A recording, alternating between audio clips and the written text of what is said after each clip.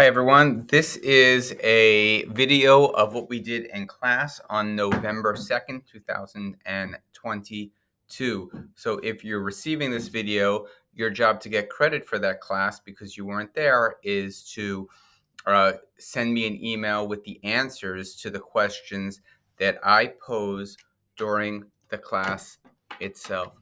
So if you haven't done the video the Edpuzzle video that was due today, it's important that you do that because it will help you kind of understand what comes next. Because what this story is about is the story of Sodom and Amorah. And one thing that we spent a lot of time in our video learning about was this verse 21. So first of all, God says, the cry of Sodom and Amorah, how great it is, and their sin, how heavy it is. So God says, let me go down and I'll see if they've done everything like the cry that has come to me. So what is God doing here? And that's question number. God is going down, and what is he checking? That's question number one. So what is God checking? God is checking to see if the cry is the same as what God is seeing in the city. So the cry is saying something like what? That's question number two. The cry is saying something like, oh my goodness, these Sodomites, these Amorites, these guys are the worst ever. This is a horrible, horrible place. This is not a good place to be. And God is saying, that's the cry. Let me check if that's actually true. Right? And if not, I will know. Know what? That's question number three. If not, I will know not to destroy the city. But if yes, I will do what? That's question number four. Yeah, if yes, I will destroy the city. And the messenger angels turned from there and went to stone, but Abraham was still standing before God. So at this moment in time, what does God and the reader know about the character of Sodom and Amorah? That's question number five. And at this moment of time, what does Abraham know about the character of Sodom and Amorah? Of course, the answers are that God knows that this is a bad city, and this is a city where actually God cannot find the amount of people that cannot find anything worthy about the city for it to stay around. But at this point, Abraham has no idea. Abraham is looking at the city and says, could be a good city, could be a bad city. I have no idea. But my predilection is to think that there is something good happening in this city. So first of all, this is a very important fact. So, God doesn't know, and God checks. God checks to see what the city is, and God has come to a conclusion. Abraham doesn't know as well. So Abraham makes an assumption. What is Abraham's assumption? That the city is worth saving or the city should be destroyed? That's question number seven. And I think this is an important thing to know about Abraham, that Abraham assumes the best and not the worst. Okay, so so first of all, now that we know kind of what Abraham knows, and now that we know what God knows, the question is, who is this story about? Is this story about Abraham learning something about God? Or is this story about God learning something about Abraham?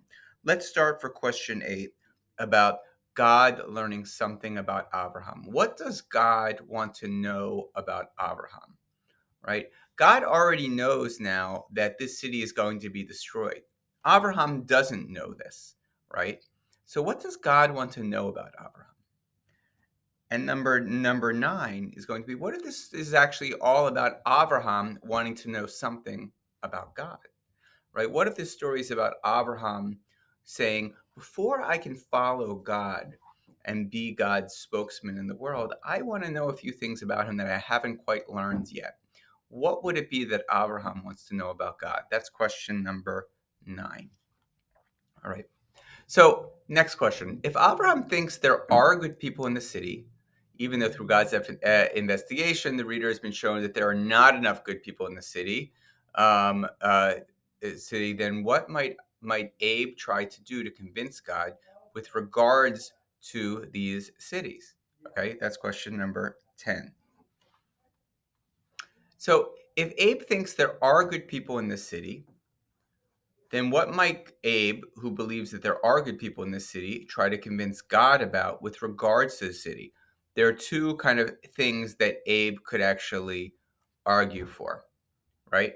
What are those two things? That's question number 11 and 12. So here are the two possible things. So Abraham could say, hey, God, why don't you save the good people and kill the wicked people? There are good people there. Okay, there are wicked people. Do what you want with the wicked people, but at least save the good people. Question number two, save everyone because there are some good people living there. Okay, Abraham could say that as well. By the way, which of these answers is a answer that is requesting justice from God, and which is requesting an answer that will be requesting mercy from God? That's question number 13. Okay. Um, so answer number one is basically saying, God, give people what they deserve. And that's what justice is. Justice is about you deserve this, you get this. You deserve this, you get this. But mercy is about give people more than they deserve.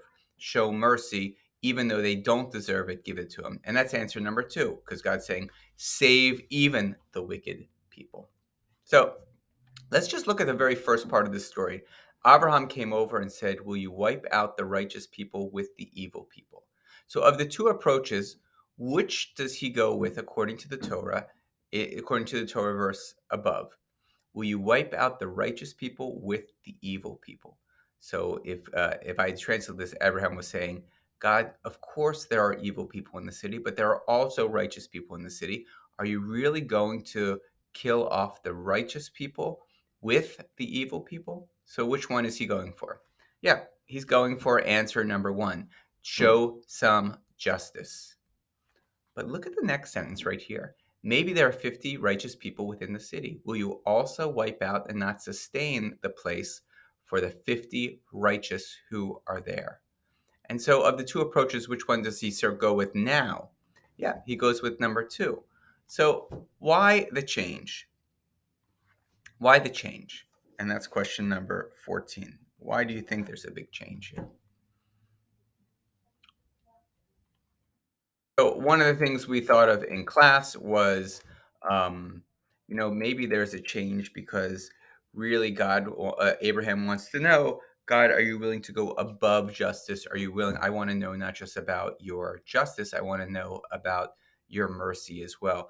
Like Abraham has some kind of tactic here, and he's asking specifically for more there now than God just be just. I want to know, God, are you a forgiver?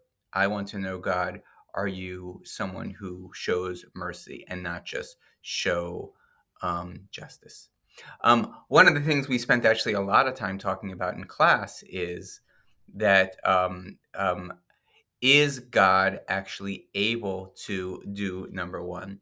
That does God have an ability of going into a town, of looking at the city and saying, oh, there are a few righteous people. I'm going to save them, but I'm going to destroy everyone else. And one of the things we talked about was maybe God actually can't do that. And because we have some evidence of that as well, that actually God can't kind of pick and choose when God kind of unleashes kind of bad stuff. And how do we know that? We know that in the story of the Exodus with the 10 plagues, the only way the Israelites are saved from the plagues is because they live somewhere else. They're separated. And the Torah makes a point of saying there's separation between the people and the Israelites who are living in Goshen. And the final plague, right, we have a sense that the only reason that the Israelites are saved from that plague is that they cover their doorposts with blood.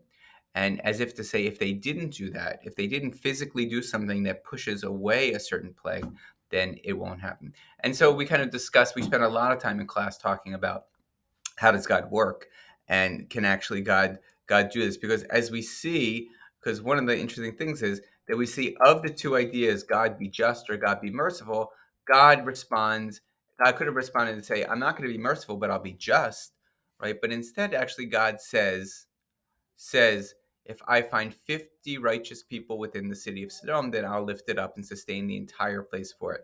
Which is actually kind of interesting because what Abraham actually argues for here is he says, will the judge of all the world not do justice? So it's like, actually, Abraham is really arguing, saying, I want you to show justice. So in a sense, God should say, okay, I'll show justice. The innocent will live, the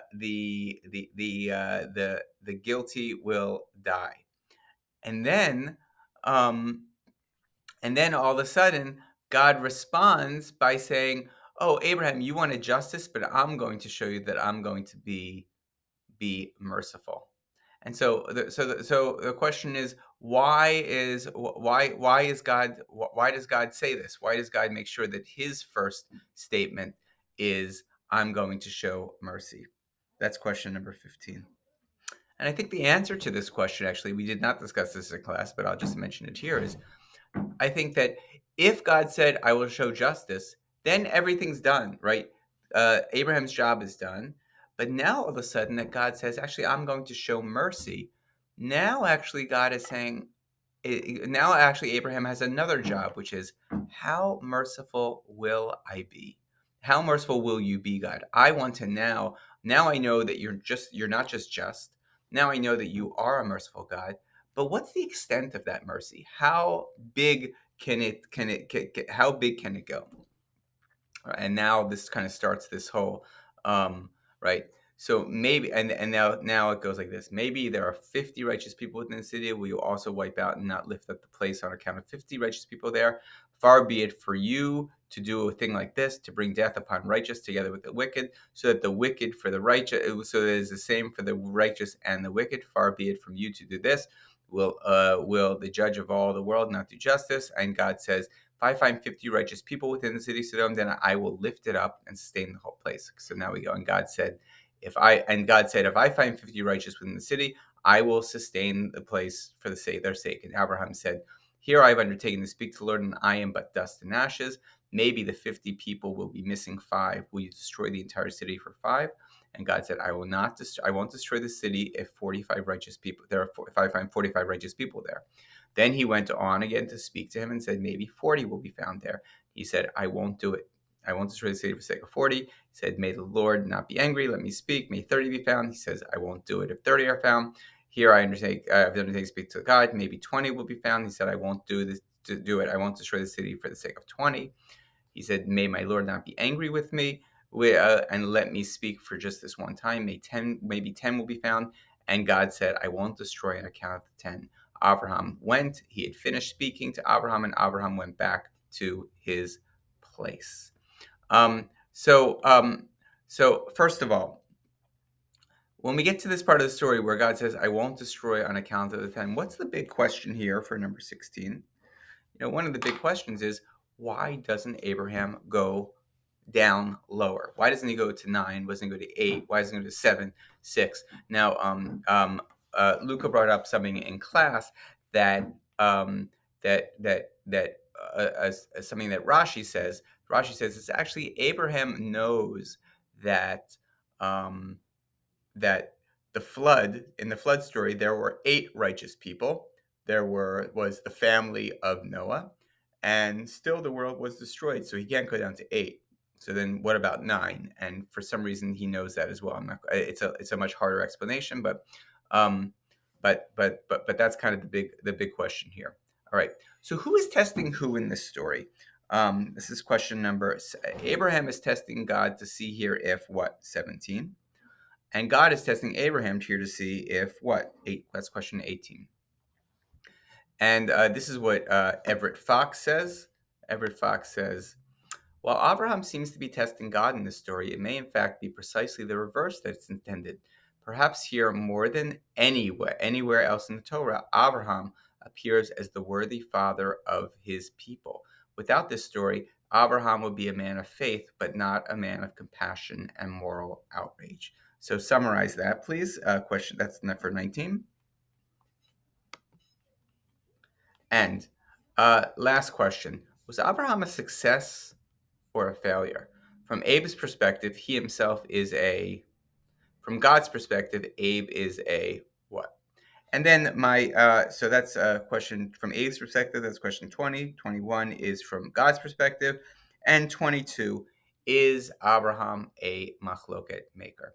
And one of the things we talked about in class were not only is Abraham a machloket maker, but Abraham provides an example of how one is a machloket maker. And so if you can figure out, give me three, for we'll call this question 23. If you can give me 23A, B, and C, if you can give me three kind of ideas of how to do a machloket from Abraham, the master machloket maker.